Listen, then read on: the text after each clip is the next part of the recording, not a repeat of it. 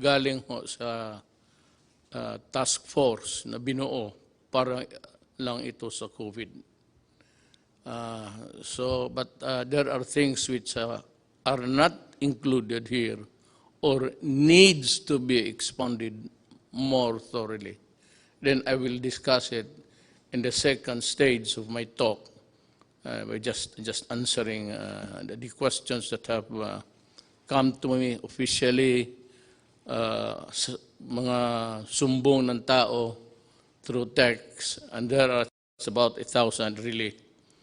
But we, endeavor to read it so that malaman ng tao kung ano ang nangyayari sa sitwasyon natin ngayon. So, basahin ko yung report ng Interagency Task Force for COVID. I'd like to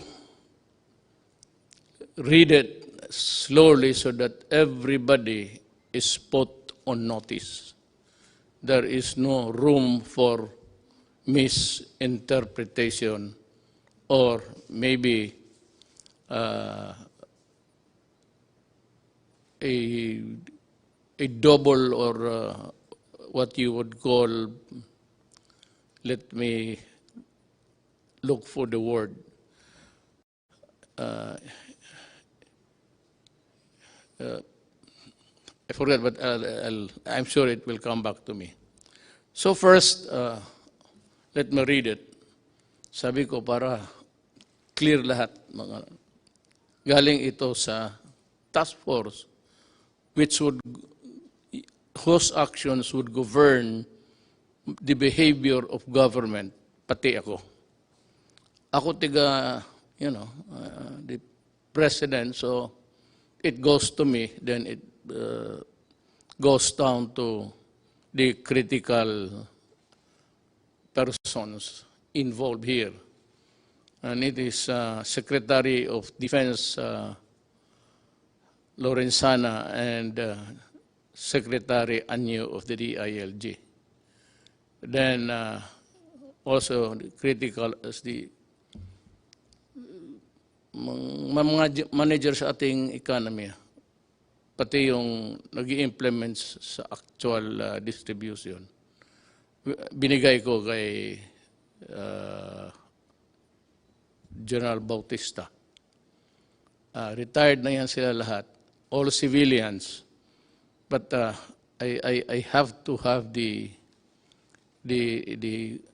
critical mind of a military sa itong pera. Pag marami yan, pati ako kaya ko yung intindihin about the economy. But yung implementasyon at pagpaunawa kung paano ito gawin, I have faith in these three guys, and I would like them to proceed in a manner that they were trained to act and think, and that is a military-trained mind.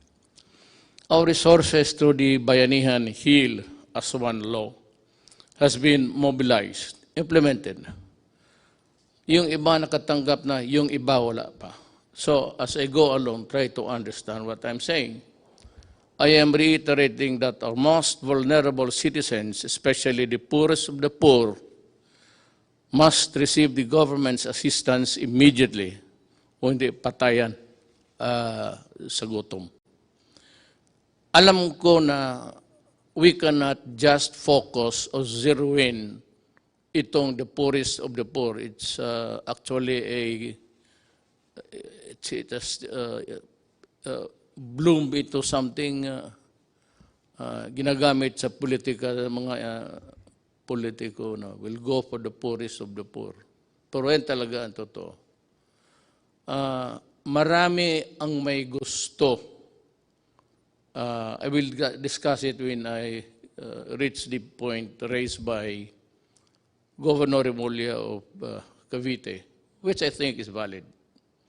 We'll try to remedy whatever kung may pulot pa tayo sa daan.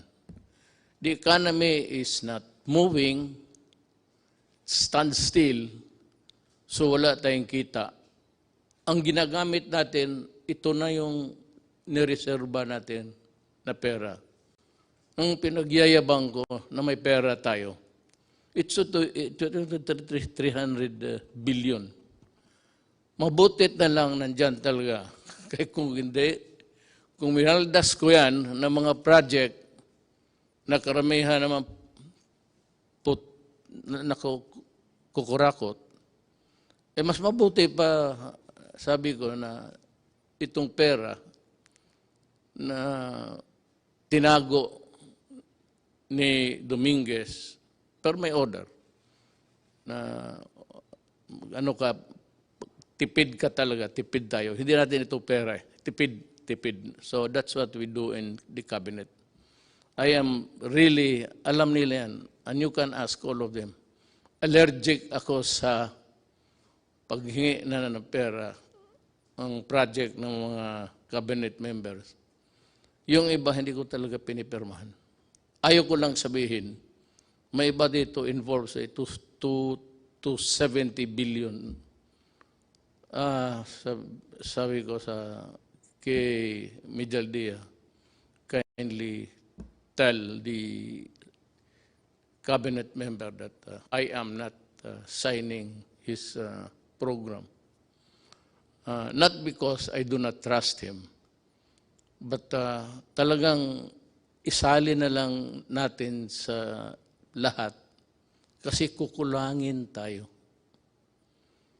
Tapos yung poorest of the poor, yun namang hindi poorest of the poor, magrereklamo yun kasi sila, yung minsan yung nang umuupa lang ng bahay, kumikita ng buwanan.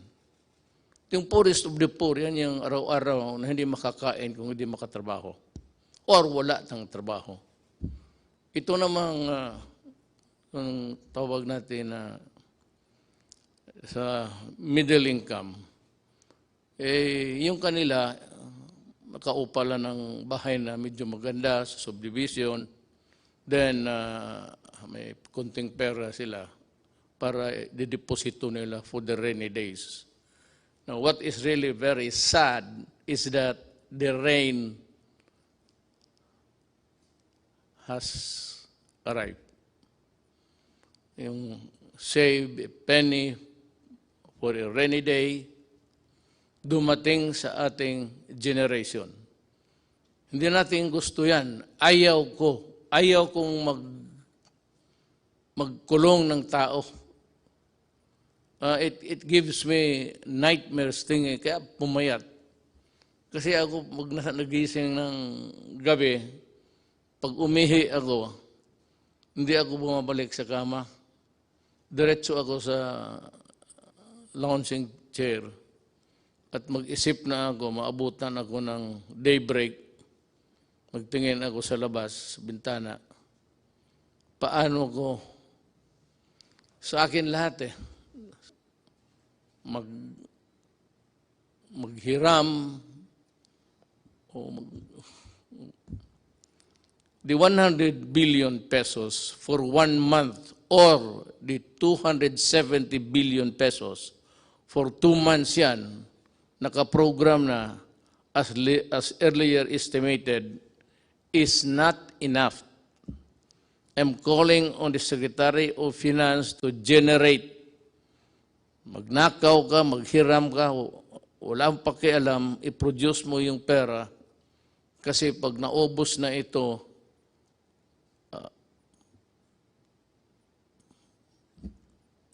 hindi ko malaman. Itong COVID na ito talaga yung tunay na at the start sinabi ko sa inyo.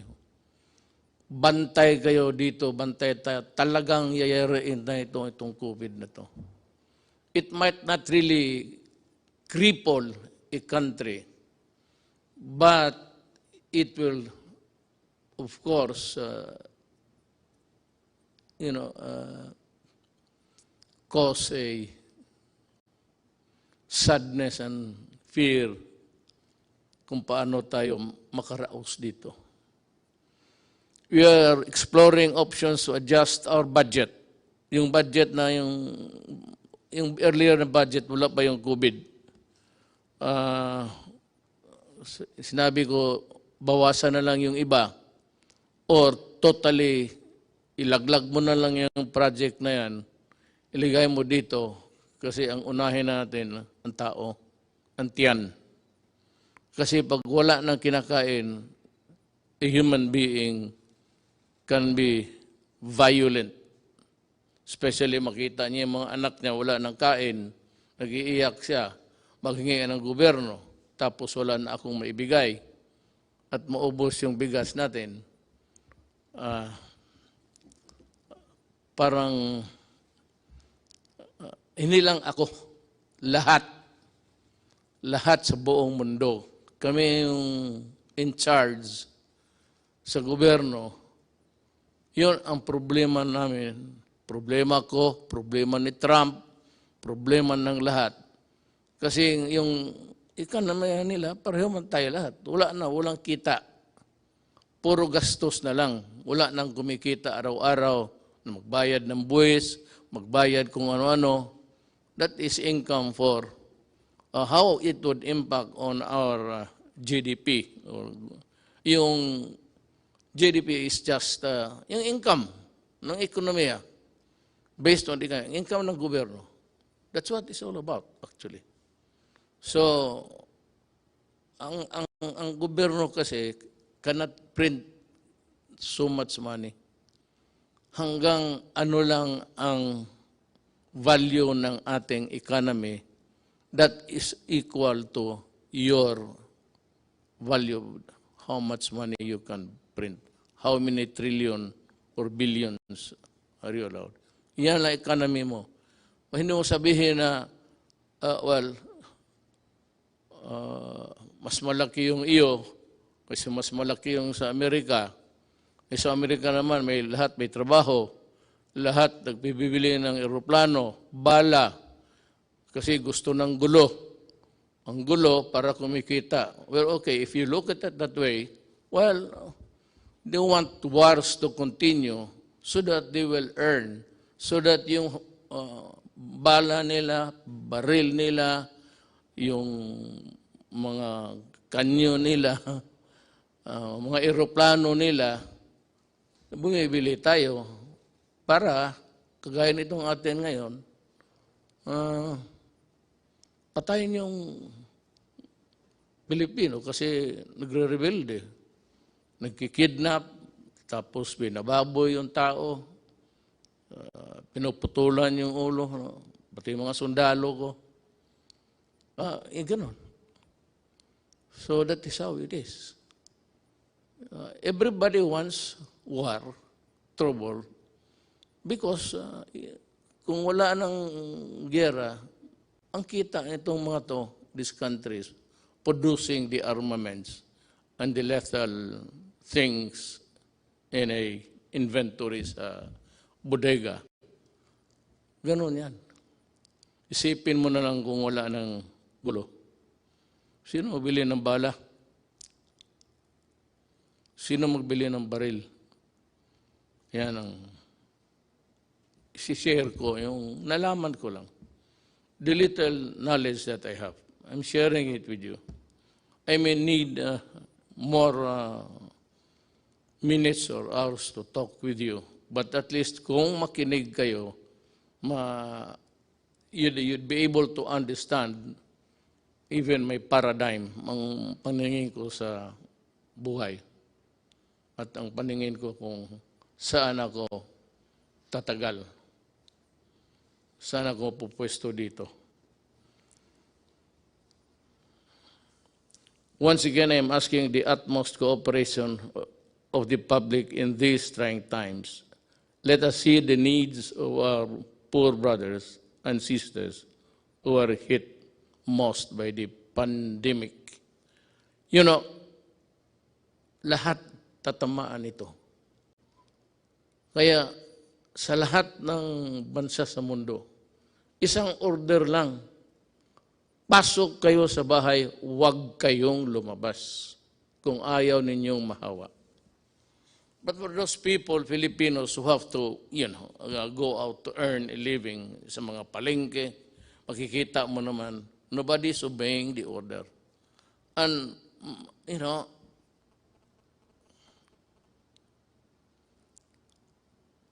the devil and the deep blue sea ako eh.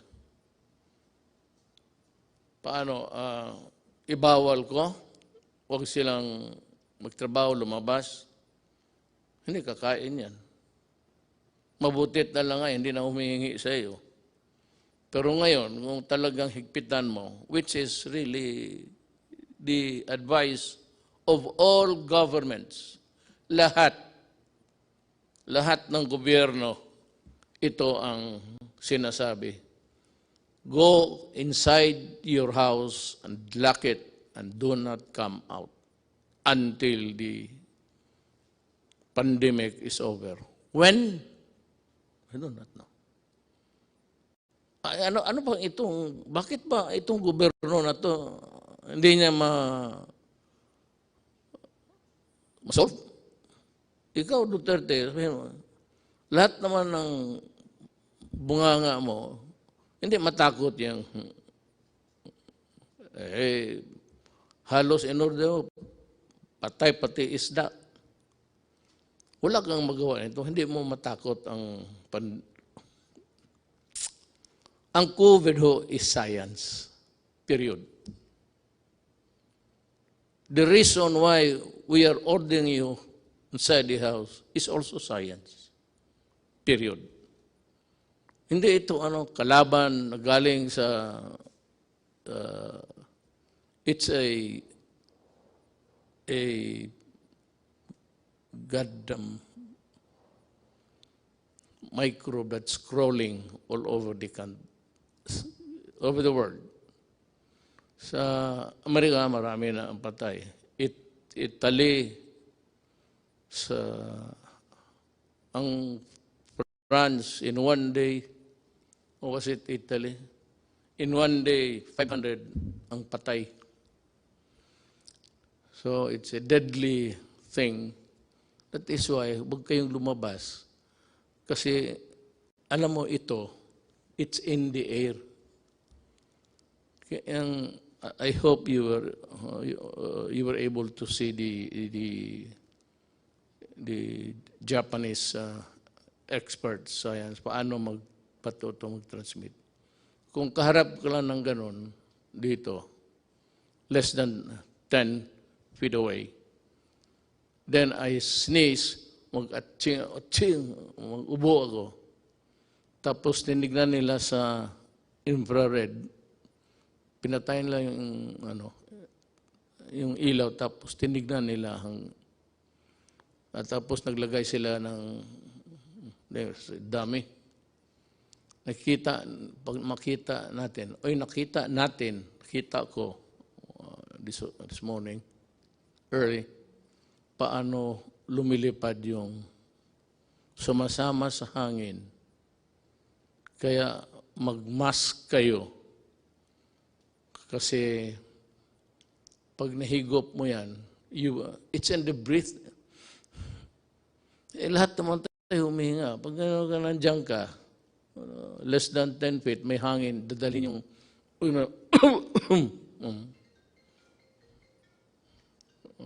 nagtawag na yung si microbe. Yan ang explanation ko. Bakit? Wala tayong panalo dito. Hindi ito. Kung mabaril lang ito, wala. Natapos na ito. Bigay ko lang sa isang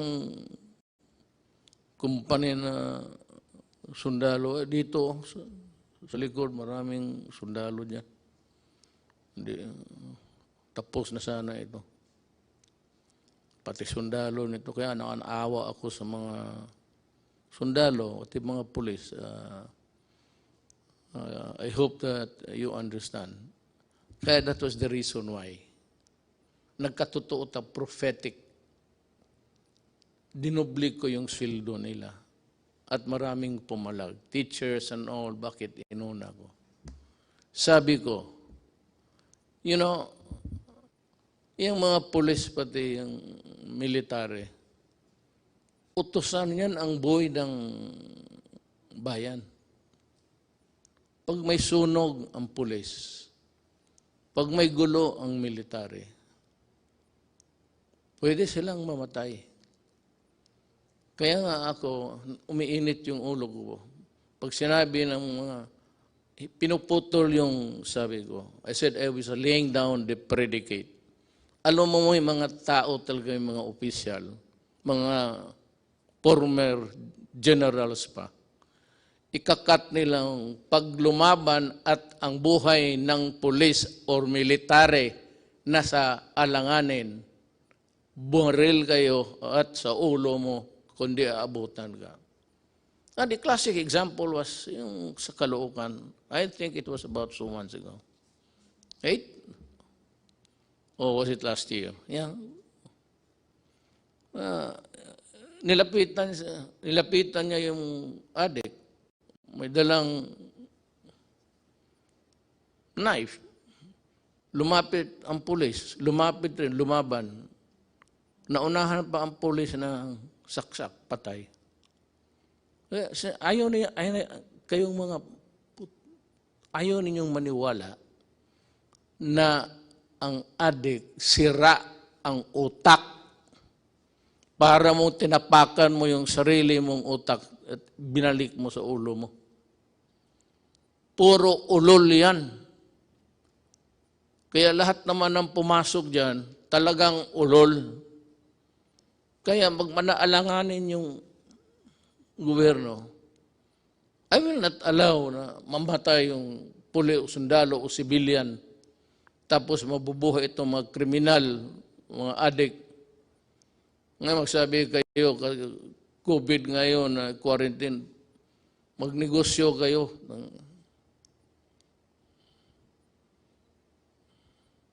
Wala nang malagyan eh. Nandiyan naman yung Manila Bay, tapon mo lang. Tataba pang isda dyan, totoo lang.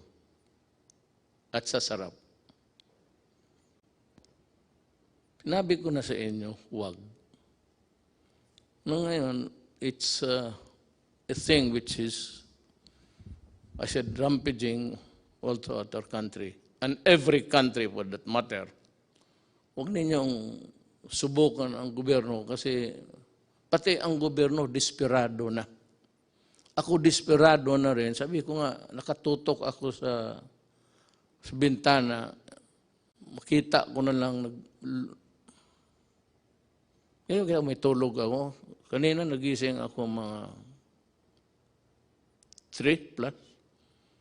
Pag 2 beses ako before getting to bed, and once, talagang mag-ihi ako 1 beses, umaga. Yung gabi, no, magising ako. Nakatutok ako sa madilim na langit. Well, it's a private thing, but nagdadasal ako.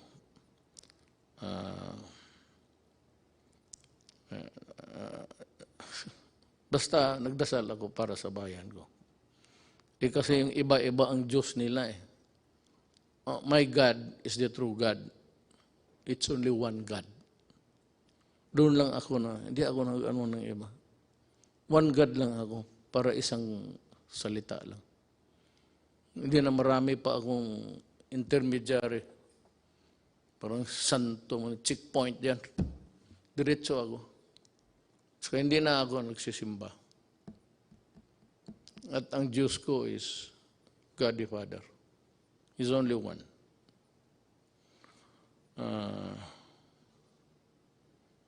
To my fellow, to my brothers and sisters, especially those who have more in life, baka makatulong kayo sa extent ng financial assistance. Kung hindi mo na masyado kailangan at alam mo na may minagugutom, bigay mo na lang para hanggang maubos ang may border yan eh. Tulong mo hanggang dyan lang. Ang gobyerno, ganun. I would like to be honest. Ang 100 billion pesos per month, 300 yun. So, ang 100 billion pesos budget or 270 billion pesos for 2 months as they are estimated. Hindi talaga tatagal yan. It's like water, spring. Ewan ko itong Pasig River, how long it would. But long after wala na tayo, siguro yung Pasig nandyan pa yan. Pero hindi yan kagaya ng ating gobyerno na walang katapusan ang pera. Your money, money ko, money ng mga lasinong may deposito sa bangko. Pag ginastos ko yan, mauubos talaga yan. Wala namang kita puro bigay na lang. So that is a problem. Kaya sana, Bisaya pa, dili na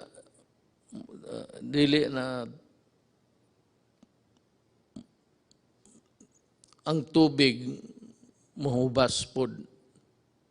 Maybe this Pasig would take about 500 years to dry up, but it's not forever. Kaya, ako na, intindihin ninyo ako. Kaya kung may pera lang talaga, hindi ko hawakan yan. It is not my money. Hindi ko naman pwede manakaw. At kung manakaw ko lahat, anong gagawin ko sa pera na yan? Ang edad ko, just turned 75 last month.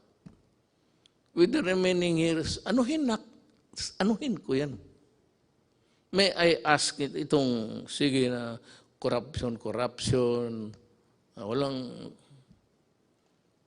ngayon itong mga nagpa-posturing, may sabihin ka, ang sentence mo, pulis yan ang sabihin lang niya, bawal yung magpatay ang pulis.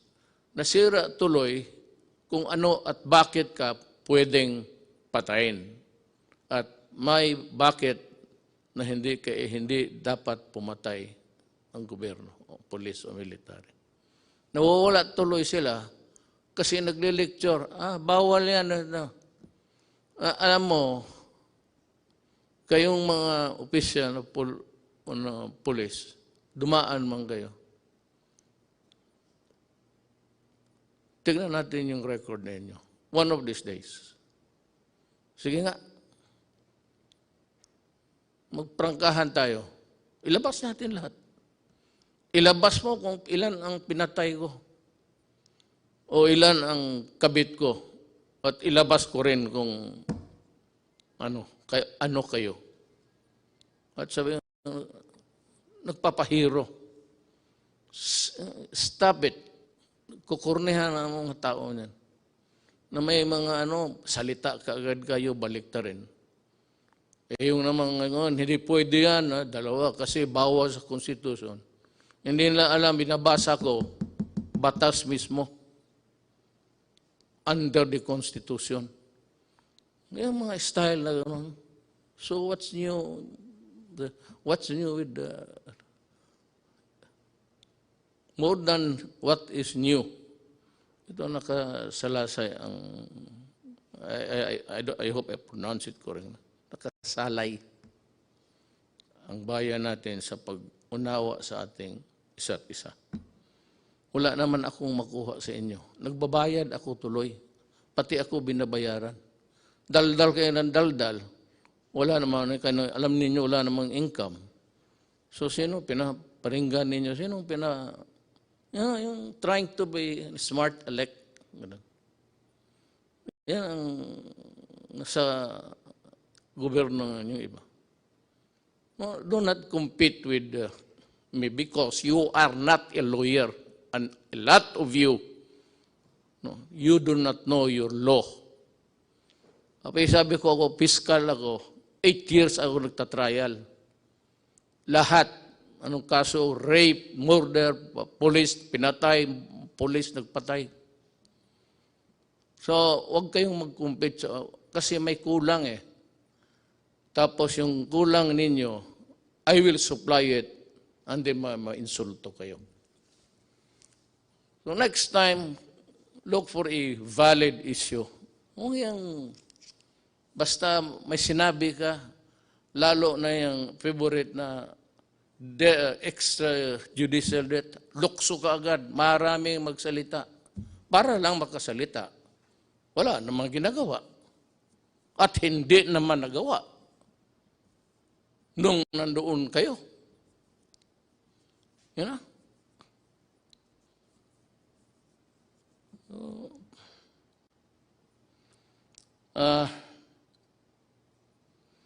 Let us take this problem one at a time. Ngayong itong buwan ay tututok lang tayo dito. Meron yung ka-program for the next month. Pero kung gamitin ko yan ngayon at wala akong makuha, sa pagdating ng next month, saan kukuha? Sabihin ng Kongreso, binigyan ka na nga namin ng bilyon-bilyon. Yan ang bilyon-bilyon. Ang ginastos ko naman, sabi ko, at yung mga tao na humahawak din,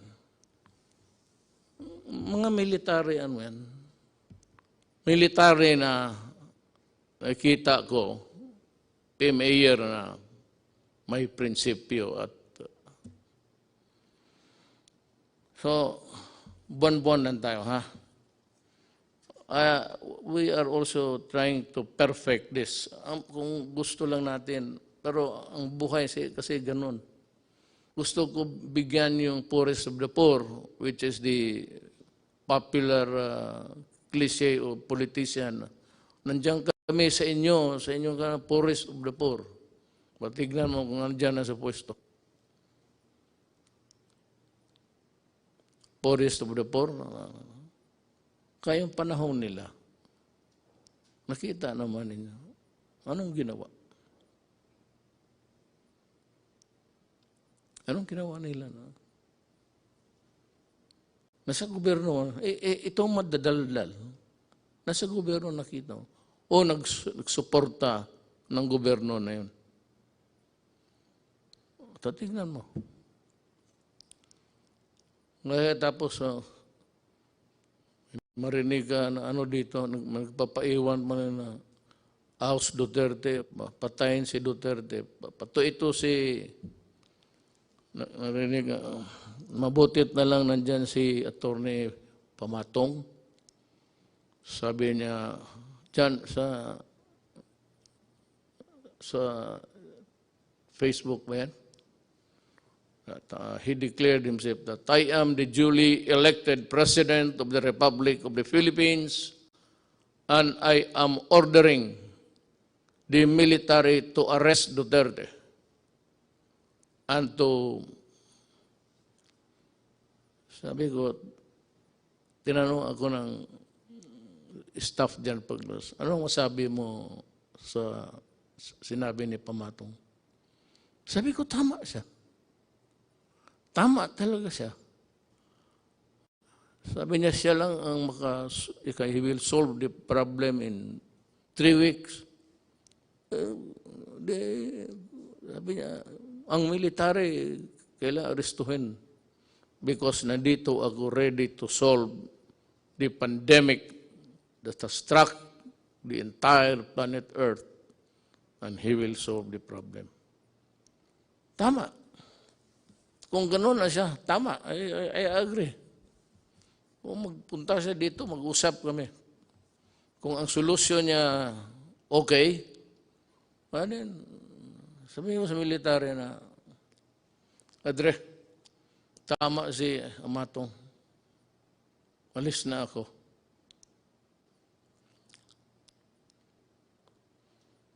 Yung private sector, kung makatulong lang kayo, alam mo bakit? Hindi yung private sector na yung buwanan lang rin ang sweldo pero may bahay, either financing o umuupa sa category, unfairly though, middle class na yun sila. So sila, sinulatan ako ni Governor John Vic Remulla. He said, among the memo dumating sa akin is, humingi nito, among them is Governor John Vic Remulla, who is appealing to include the middle class in their constituency because kailangan rin nila. Ako, I agree. I know the political, economic horizon of the country.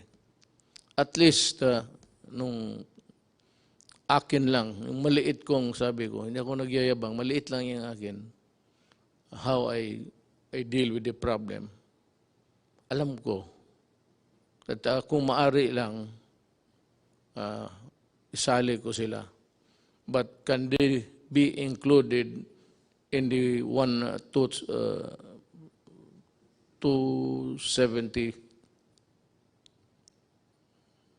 next month? Hindi nga eh. 217, yun yan. 300,000 minus 270.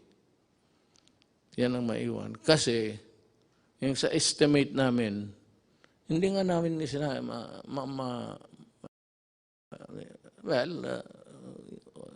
yung ilan ba dito talaga yung middle class na, at yung middle class na floating lang, nandun dyan lang.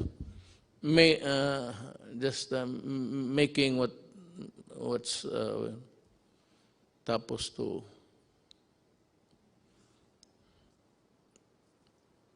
both ends.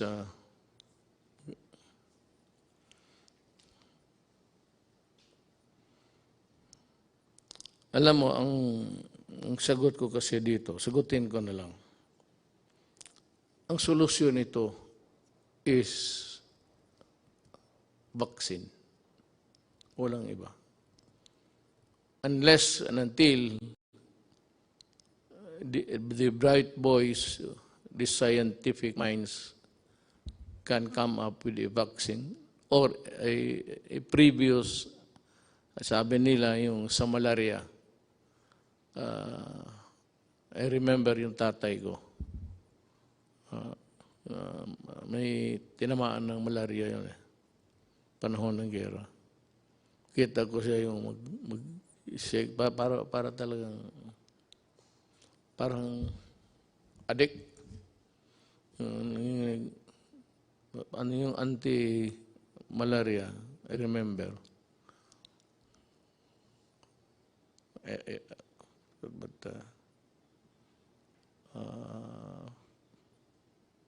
mamaya sabihin ko. Alam mo, there are things, but I will like to, ayaw kong sabihin ko na hindi ko isali yung sa task force. Kasi sila yung mga doktor, sila yung mga economists, sila yung lahat ng tipon-tipon. Tapos experts ng anong field, infectious diseases or whatever. And they are better and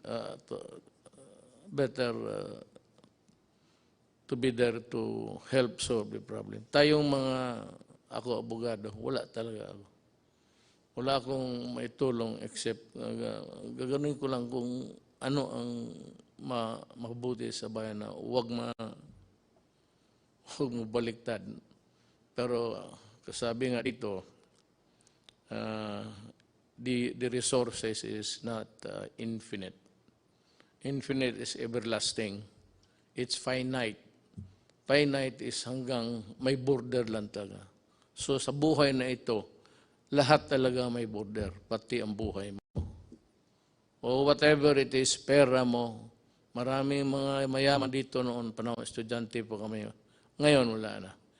Because, ganun ang buhay. There's not enough money to go around. ang gusto kong maintindihan ninyo, na itong problema natin, talagang problema ito. Kung ayaw ninyong maniwala, edi kayo, basta ang pangkontra nito is stay home at huwag kang mahawaan because it's in the air. Nandyan sa hangin eh. Pero hindi niya magtagal yung mga virus sa labas, sa init. Pero nagko-contaminate yan madalas yung itong sana mapanood ninyo yung experiment ng ginawa ng mga Japanese doctor. At pinalabas doon sa Amerika. Ang Amerika talaga ang nawalop. Maraming patay sa Italy, Spain, France, pati Amerika. Ngayon, bumaba ang patay nila. Pero the prediction is really dire. For as long as there is no vaccine or any medicine that these men of science can think of to put an end to it, we will suffer. Hindi ko alam kung kailan kayo, sabihan ko sa inyo, bahay lang kayo. Hindi ko alam kung kailan ako makahatid ng pagkain sa lahat. Hindi ko alam kung saan ako magkuha ng pera. Hindi ko alam kung ano ang ipagbili ko na kung may magbibili.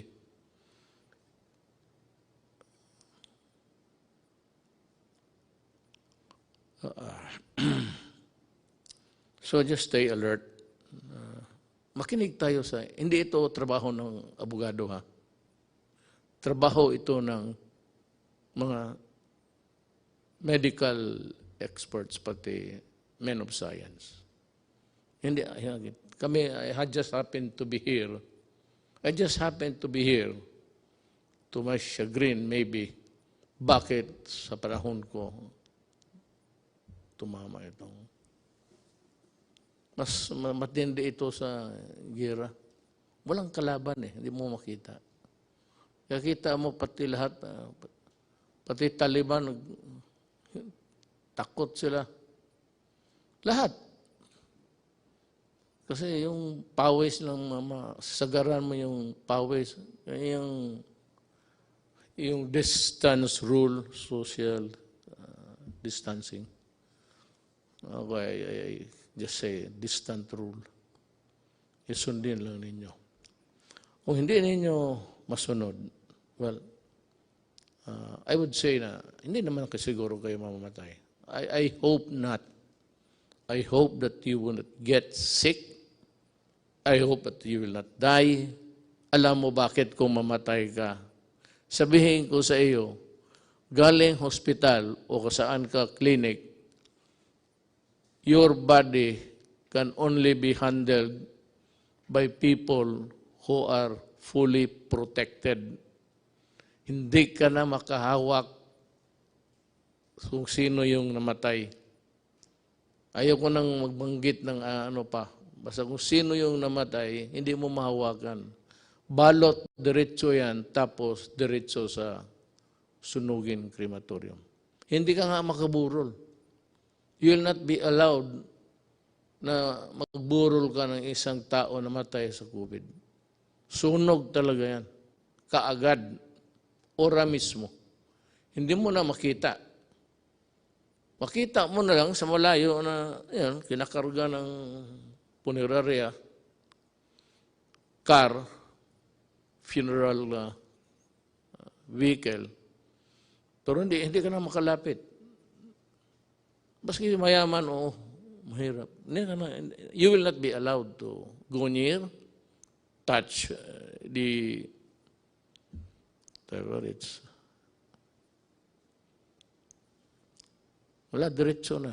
At walang libing yan. Sunog. Kaya I am forced to say this because dapat ninyong what is really at stake. At ano ang, kung hindi kayo magsunod? And as I have explained, it is like yung kadena de amor. Habang may driver mo, o magpunta siya sa utusan mo, mahigop niya, bumalik siya sa kotse mo, magsakay yung anak mo, ikaw, makuha mo.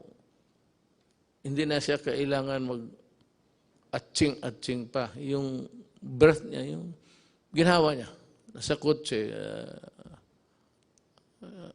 yun.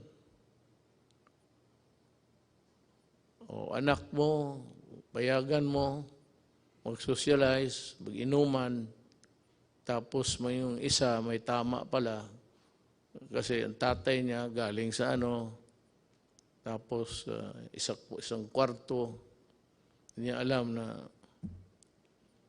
delikado yung enclose, mabuti pa buksan, mag-aircon ka, buksan mo. Ano ko lang yan, kasi yan man sinabi ng hapon. Ganun ang interpretation ko. Ngayon, kailan matapos ito, Duterte, ang paghirap mo sa amin? Hindi po.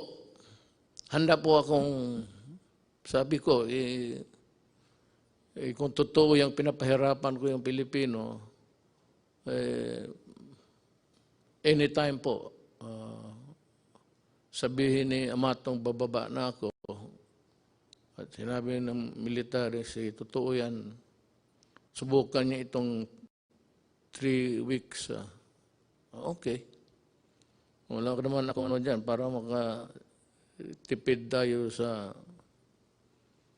bagay, wala nang burol na. Hindi yan yung patay mo na tatay, nanay, anak, asawa, na iburol na mag-iiyak ka, marang magbisita. Hindi mo nga makita hanggang distansya ka lang. Hindi ka maglapit. Parang robot yung dyan lahat sila lang pwedeng humawak, sila lang pwedeng magpasok doon sa burner ng katawan. Sila lang. Ikaw, tingin ka sa malayo. Yan ang consequence ng COVID. Ayaw kong sabihin yan. Pag yan ang totoo. At kung maniwala kayo o hindi, kung ayaw mong maniwala, di magpakamatay ka, makita mo kung saan ka dalhin at papaano ka. You are not even buried. You are, because you are a dirty carcass, patay, you must be destroyed by burning. Dahil sa COVID. The one single ang sa atin, COVID. Lahat yan. Yung problema natin sa COVID. Ang anong solusyon? Huwag kang mahawa. Paano po? Huwag kang lumabas ng bahay. Paano ang kain namin? Maghanap ka ng paraan. Pero, mag-ano ka lang, basta may mask ka lang. Kaya sinasabi, ako hindi, yung mask na, hindi naman ako magsasalita dito na parang gangster. Paano ko sabihin sa inyo, ito mo itong to. Matapang daw raw, kaya niya yung COVID. Magipag-usap sa atin.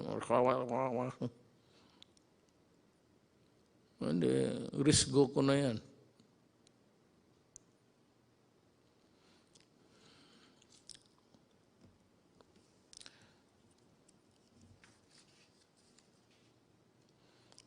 It's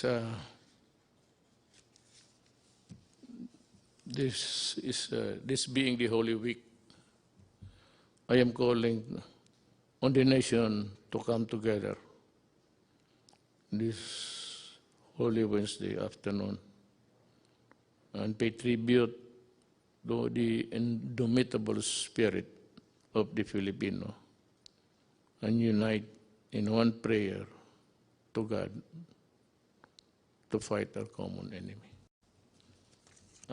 May dagdag, nag-improve ba tayo? I really do not know.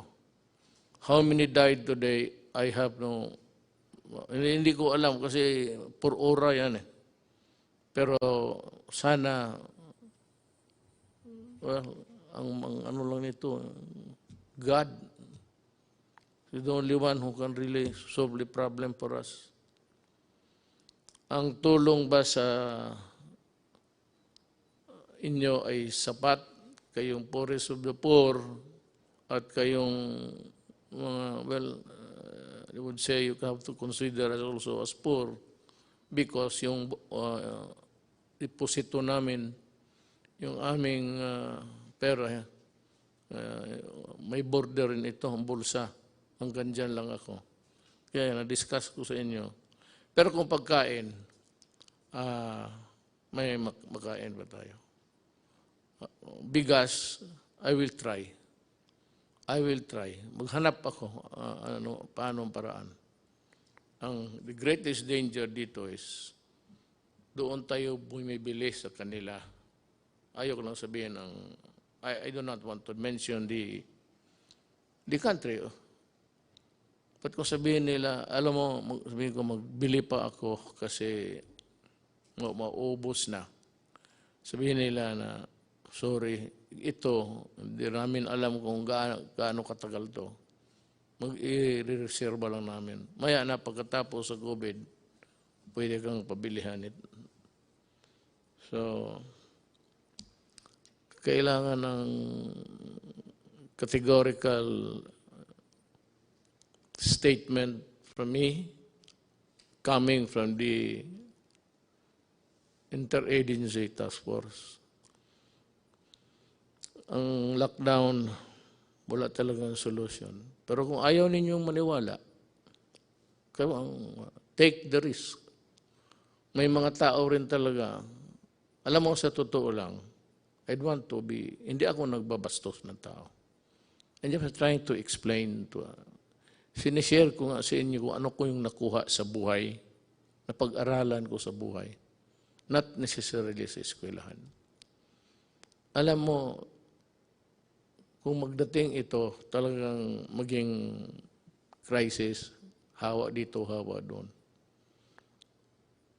Yung SARS, hindi nagtagal, tinignan ko, marami namatay sa iba. Pero dito, wala masyado.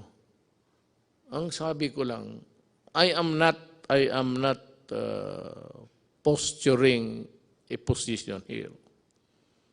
Baka talagang mali ako. At ito namang depensyent to look for a yung statement na dangling para makapagsalita ang bunganga. Hindi ko, I am not, pero baka yung init something to do with it. I hope, that's just my prayer. There are a lot of people also coming up with that kind of thinking that maybe yung weather, climate, temperate zones, tropical, init, makatulong. So yan ang hiningi ko sa inyo, yung panawagan ko. Be patient at intindihin ninyo kami sa gobyerno. We would appreciate it. Yung ano lang, mag-intindi lang, patient, huwag kayong masyado. Total, kung sabihin ko na talaga na wala na akong magawa, then magplano ka na kung anong gusto mong gawin. When the resources are all exhausted and the pandemic would claim millions of lives, I hope really and I pray that it will not. Pero kung ganon, wala na akong magawa. Malapit na. ilang buwan lang ang reserba natin. Ako handa akong ipagbili yung buong Dewey Boulevard sa gustong mag-reclaim. Bigyan niyo ako ng bigas. I-approve ko yung, kasi hindi ako pumayag na mag-reclaim because reclamation sa Manila Bay would trap is environmentally mag-collapse ang Manila. Tapos there will be I would say, may mga syudad na bago, mga apartments, mga high-rise. But then, the city of Manila, given its lack of yung water treatment o treatment sa waste o wala. So pag ganun ang ginawa mo, patay ang Manila. So sabi ko, kung gusto ninyo, you just wait for 2 more years. Bahala na kayo. Ang susunod sa akin, He will decide for us. Or if I do not reach the finish line, then my successor will do it for you also. Ako, lumalabas ako, hindi naman ako pwedeng ang lahat ng tayo magtago, wala na.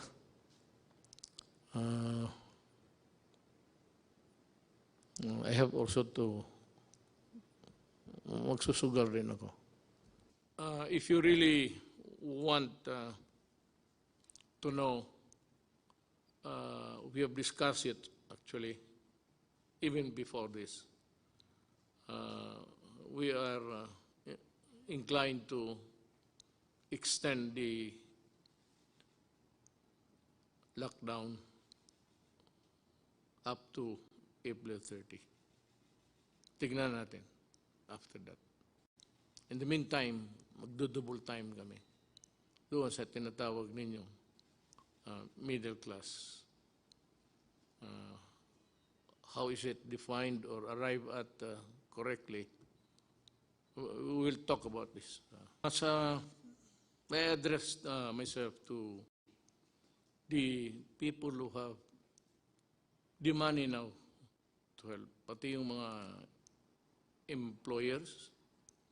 Alam mo, tulungan ninyo ang gobyerno, ang bayan natin. Kasi pag bumagsak ang gobyerno, bagsak kayong lahat. Pero sabi ko nga, I end this with a prayer. Gusto ko lang masabi rin ang ano nga sa utak ko para maintindihan rin niyo ako. At sana next time I would talk to you, baka mag-improve na ang situation. Whatever be the correction, kung makorek itong, it's an anomaly sa ating buhay sa mundo. May ganon eh. So, if it can be corrected, lahat naman tayo, we only live if it's time. He created the world, planet Earth, and if God wants it ended, so be it. Salamat po.